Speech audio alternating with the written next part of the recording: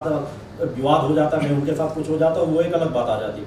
मगर आम निर्दोष नागरिक जो घूमने टहलने जाएं और उनकी हत्या केवल जिहाद के नाम पे कर दी जाए, धर्म उसमें नेपाल का भी एक नागरिक मारा गया वहाँ की स्थिति में, तो ऐसी परिस्थितियों में जवाब देना नहीं था। मगर फिर भी अगर देखा जाए तो भारत ने बहुत सुधार करके, जहाँ केवल आतंकवादियों के कैंपों में हमले किए गए, कहीं किसी एक भी ऐसी जगह पर नहीं किए गए जहाँ आम नागरिक, जबकि पाकिस्तान की तरफ से सभी को खुलेआम सभी नागरिकों के ऊपर हमले करने की कोशिश की गई, सफल नहीं रहा उस चीज़ों में। तो देखिए, आज जो एक मानसिकता की अगर हम भारत पूरा शांति का रास्ता भी अपना ले, तो जो मदरसों में लोगों को जिहाद का पाठ पढ़ाया गया है पिछले 25-30 वर्षों से, वो अब युवा होकर के बड़े समर्थ की स्थिति के साथ समाज में खड़े हैं। अब उनको वही सत्य नजर आता है, उनको लगता है कि हमको जिहाद करना है। जैसे पाकिस्तान के सेना के भी देखो, लोगों ने यही चीज़ कहा कि हमारी सेना ही जिहादी मानसिकता की है, वो खुद स्टेटमेंट देते हैं।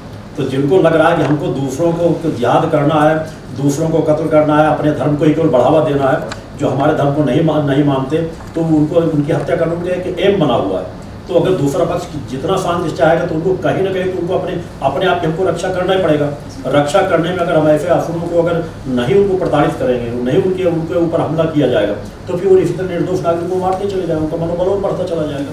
तो कुछ ऐसी परिस्थितियाँ हैं कि आज ऐसे योग निर्मित हो गए कि एक दूसरा समाज जो आक्रामकता को लिए हुए है वो शांत नहीं होना चाहता। वो जिहाद की मान्यता, अनेकों इस्लामिक कंट्री में देख लीजिए कि जो जिहाद की स्थितियाँ की गई, पूरे शहर बर्बाद होते चले गए।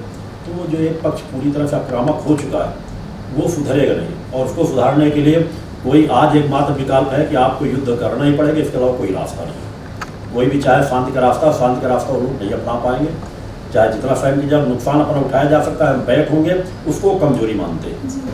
तो हमारी सनातन धर्म में जो एक ये बहुत सारे अनुष्ठान होते हैं ना, ये शांति के लिए, विश्व शांति के लिए, उस प्रभाव उससे बहुत बड़ा अंतर आता है। शांति के प्रभाव से विकास की तरफ हम आगे बढ़ रहे हैं। शांति से अनेकों युद्ध, जैसे उस समय देखा जाए तो जैसे चाइना भारत के होने के माहौल नजर आ रहे थे एक बार, मगर वो शांति युद्ध, चाइना भी समझता है किसी बातों को, भारत भी समझता है। बड़े देश कोई भी होते हैं तो वो युद्ध नहीं चाहते, वो चाहते हैं शांति, बड़े आसानी से निकल गया।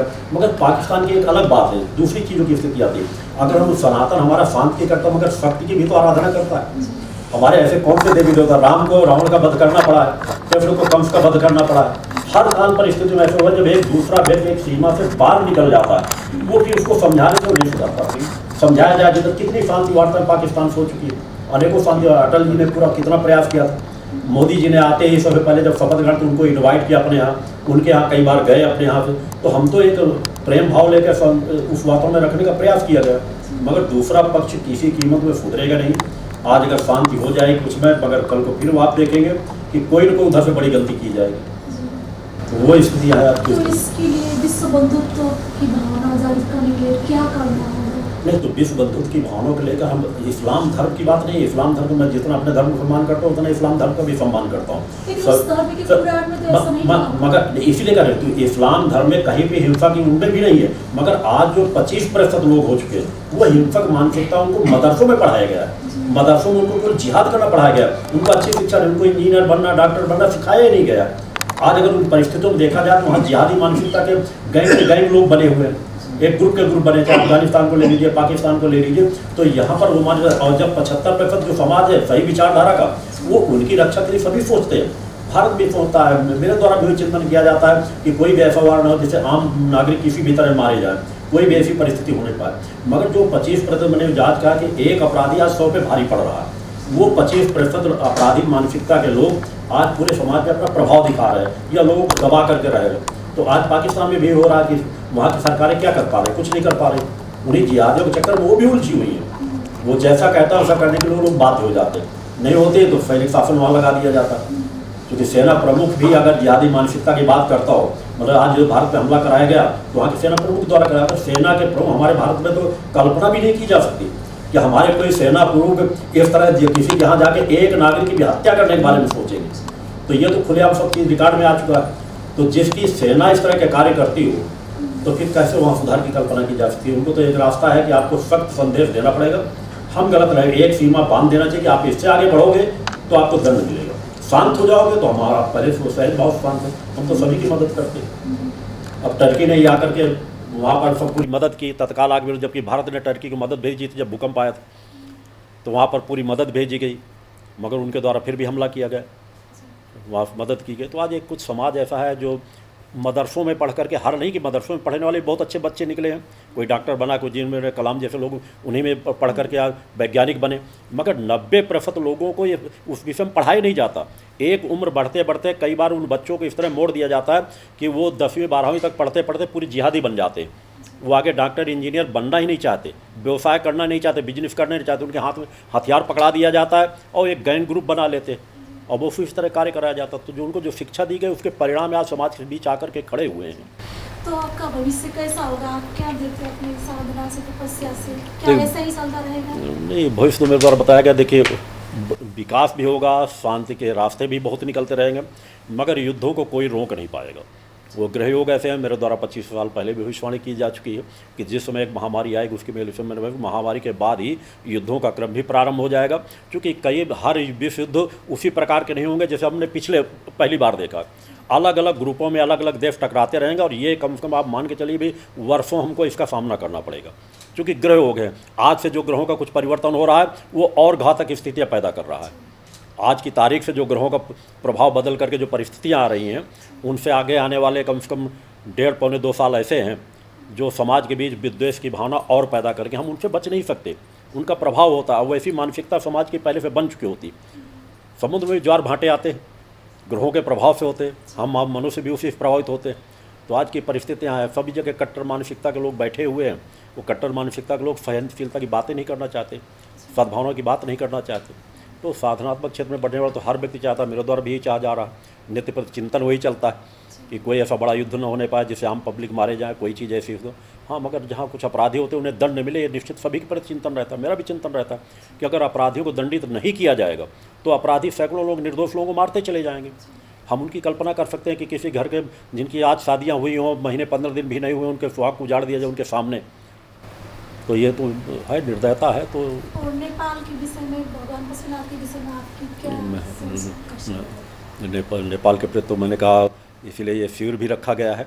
सबसे पहले उसमें राष्ट्र सेवा ही क्रम रखा गया है कि नेपाल की राष्ट्र सेवा हो सके, उसी भावनाओं के लेकर के शिविर की एक ऊर्जा यहाँ पर दी गई है, आरती की गई माँ के चरणों में। और यहाँ के संगठन को जो जोड़ा गया है वो नेपाल के अच्छे सेवक बन सके, अपने राष्ट्र भक्ति को लेकर के आगे बढ़ सके, नेपाल का भी विकास करें, लोगों को नशा मुक्त कराएं। एक परिवार को नशा मुक्त करा दिया जाता है, उसे घरों में कितनी खुशियाँ आ जाती हैं, कितना बड़ा परिवर्तन आता है। तो हमको नींव सुधारने के लिए माँ का आशीर्वाद भी रहेगा, वहाँ के क्रम, भारतवर्ष का भी वहाँ साधनात्मक क्रम का एक चिंतन जुड़ा रहेगा लोगों के सुधार के लिए। और यहाँ जो टीम तैयार की गई हैं, जो शिष्य तैयार हुए हैं, वो भी समाज सुधार के लिए कार्य करते रहेंगे। तो चिंतन है कि ये तो भारत का सबसे नज़दीक पड़ोसी राष्ट्र है, उसके लिए तो मेरा स्वयं का चिंतन बना है कि पड़ोसी राष्ट्र हमारा नेपाल अगर समृद्ध रहेगा तो भारत के साथ हमेशा और अच्छे संबंध बने रहेंगे। कभी अंश मात्र भी कभी विचारों में भी नहीं आता। हम लोग बचपन से वही चीज़ देखते चले हैं, आज वही चीज़ देख रहे हैं कि नेपाल के प्रति भारत का हमेशा एक अलग अच्छा विश्वास बना रहा है और नेपाल के लोगों को वही रही रहा है। और मेरा स्वयं का चिंतन है, मैं चाहता हूँ कि नेपाल राष्ट्र अपने आप तरक्की करे, अपने परंपरा से स्वरोजगार की तरफ लोग अपने आप बढ़ सके, असमर्थ ही ना हो। सामर्थ्य के साथ जब आगे बढ़ना शुरू हो जाता है तो राष्ट्र का विकास अपने आप होता चला जाता है। और भक्ति मानव कल्याण संगठन जो कुछ भी कर सकेगा नींव को सुधार करने में, अपना हम भी योगदान देने का प्रयास करेंगे। हमारे नेता लोग की बुद्धि को मतलब अच्छा बना देने के लिए भी आप लोग, देखिए वो सभी चीज़, जब हम नींव को सुधार देखिए, चुनाव होते हैं, चुनती आम पब्लिक है। आम पब्लिक को सही रास्ते में वक्त लगता है इन चीज़ों में, मगर आम पब्लिक सही रहा तो स्वयं चयन कर लेगी हमें किस तरह के नेताओं को आगे बढ़ाना चाहिए, किस तरह के नेताओं को आगे नहीं बढ़ाना चाहिए। ये जनता को हमको जगाने की जरूरत है। जनता को हमसे बताया कि आप निर्णय लो कि आपके नेता समाज सेवक हों, भ्रष्टाचारी ना हो, गलत करने वाले ना हो, राष्ट्र को विकास, क्योंकि राष्ट्र सर्वोपरि है। राष्ट्र के लिए हर नागरिक को सजग होना चाहिए। राष्ट्र की हमारी रक्षा करने वाले कौन से नेता ऐसे हैं जिनको हम बढ़ाएंगे तो हमारे राष्ट्र के विकास के लिए कार्य करेंगे। क्योंकि आज की स्थिति में राष्ट्र की रक्षा केवल इससे नहीं होना कि हम सैनिकों से बढ़ा करके अपनी सुरक्षा करें। समृद्ध राष्ट्र बनना चाहिए।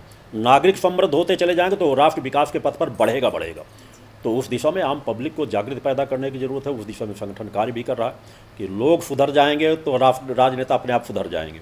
वो फिर किसी को बेवकूफ़ नहीं बना सकते, गलत दिशा में नहीं ले जा सकते। आम जब हर नेपाल में तो शायद 4 साल में चुनाव होता है कि 5 साल, 5 साल में, हाँ 5 साल जैसे भारत में होता है 5, तो 5 साल में मौका मिलता है।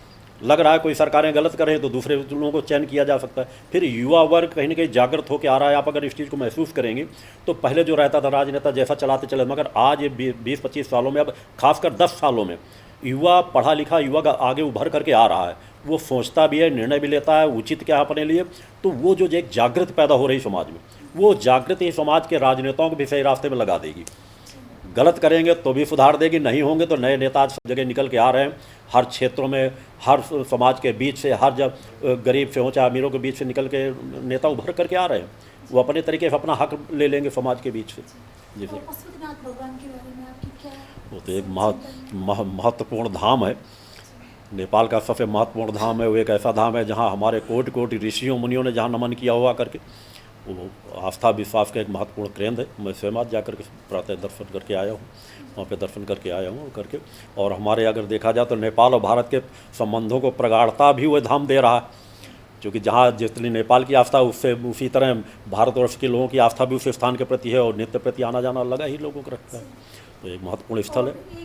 क्या कहना चाहूँगी कि जैसे ऋषि मुनि तपस्वी योगी लोग का आशीर्वाद हमारे ऊपर है, नेपाल के ऊपर, लेकिन नेताओं वर्गों में थोड़ा मतभेद देखा जाता है। ये देखिए, मैंने कहा वही चीज़ बता कि देखिए आज वर्तमान जो परिस्थितियां हैं वो एक द्वंद्व निश्चित है। तो आज ये केवल नेपाल की नहीं, ऐसा कोई देश आप नहीं इस समय बता सकते हैं जिस देशों में एक दूसरे में कोई छोटी मोटी बातें न चल रही हों, मगर कहीं ना कहीं इस समाज में जो जागृति आ रही, तो 90% तो मुद्दे ऐसे होंगे जो सहज भाव निश्चित बातचीत से सुलझते चले जाएंगे। हर जगह ऐसा नहीं कि युद्ध की स्थिति छोटी छोटी चीज़ों में आ जाएंगे, मगर कहीं ना कहीं कुछ चीज़ें ऐसी हैं जहाँ कुछ दूसरे देशों में जहाँ ऐसी स्थिति जहाँ वहाँ के संघर्ष के योग नज़र जरूर आते हैं। मगर नेपाल समृद्धि की ओर धीरे धीरे बढ़ रहा है, जागृत हो रहा है, पढ़े लिखे युवा आगे बढ़ करके आ रहे हैं, धीरे धीरे करके सामर्थ्य जो आगे बढ़ रहे हैं। तो निश्चित रूप से वो पीछे जाने वाली स्थिति कहीं न योग में आएगी ना ऐसे बन पाएगी, क्योंकि धार्मिक केंद्र हैं, आस्था विश्वास सनातन के गढ़ हैं, चाहे भारत हो जाए चाहे नेपाल हो जाए। तो ये अपनी उन्नति की वर्तमान स्थिति में उन्नति के पथ पर धीरे धीरे कदम बढ़ा रहे हैं, अब पीछे जाने की स्थितियाँ नहीं हैं। तो ये निश्चित है आगे विकास के पथ पे जाएंगे। और इतने धार्मिक केंद्र हमें उनमें विश्वास रखना चाहिए, ऋषियों मुनियों की धरती हैं उन पर विश्वास रखना चाहिए कि वो सदैव विकास की गति पे बढ़ते रहेंगे। क्योंकि यहाँ जो सनातन की सशक्त नींव बनी हुई, चाहे भारतवर्ष में हो चाहे नेपाल पे हो, उसको कोई भी पीछे नहीं भेज सकता। मगर विश्व के अनेकों ऐसे देश हैं जहाँ निश्चित है वहाँ थोड़ा संघर्ष के युग ज़्यादा प्रभाव है। अंत में एक सबको आशीर्वाद दीजिएगा। हमारा आशीर्वाद सभी के लिए, पूरे नेपाल वासियों को रहे, आप लोगों के लिए भी आशीर्वाद रहे, पूरे नेपाल वासियों के नेपाल के सभी लोग सुख शांति समृद्धि के साथ विकास के पथ पर बढ़ें। उसी के लिए मेरे द्वारा ये राष्ट्रीय युवा का शक्ति से इतना जनजागरण शिविर भी कराया गया नशा मुक्ति के लिए। तो मेरा आशीर्वाद तो सभी नेपाल के समस्त नेपाल वासियों के लिए मेरा पूर्ण आशीर्वाद बना रहा है। माता भक्ति आदि शक्ति जगदम्बा का आशीर्वाद सदैव बना रहेगा। वो मैंने मंच से भी कहा है कि नेपाल विकास के पथ पर बढ़े, माँ का आशीर्वाद भी सदैव बना रहेगा, मेरा सदैव आशीर्वाद चिंतन बना रहेगा उस दिशा में।